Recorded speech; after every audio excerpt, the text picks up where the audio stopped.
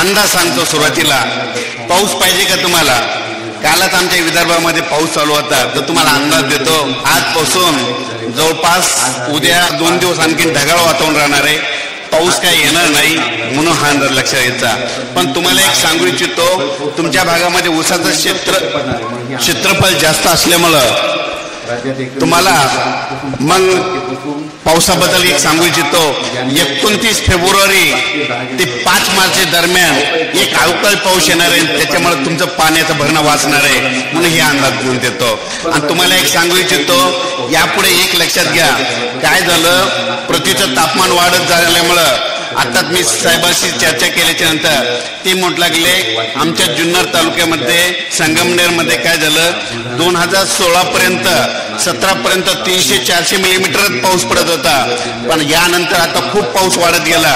मध्ये 2018च्या नंतर ते 23 पर्यंत जवळपास 700-800 ते 1100 पर्यंत पाऊस वाढला. मग हे कशामुळे वाढत चाललंय? तर तुम्हाला एक सांगू इच्छितो, याचं कारण एक आहे, पृथ्वीचं वाढतं तापमान. पृथ्वीचं तापमान वाढत असल्यामुळे हा पाऊस वाढत चाललाय.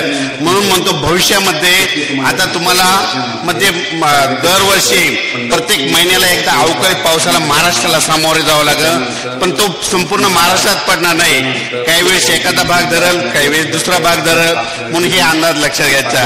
आणि तुम्हाला एक सांगू इच्छितो, आता पुढचा महिना मार्च महिन्यामध्ये एक अवकाळी पाऊस पडणार आहे. एप्रिलमध्ये देखील एक अवकाळी पाऊस पडणार आहे आणि मे मध्ये देखील अवकाळी पाऊस पडणार आहे. पण हा संपूर्ण महाराष्ट्रभर पडणार नाही, एखाद्या काही भागात राहू शकतो. म्हणून हे देखील सगळ्यांना लक्षात घ्यायचं.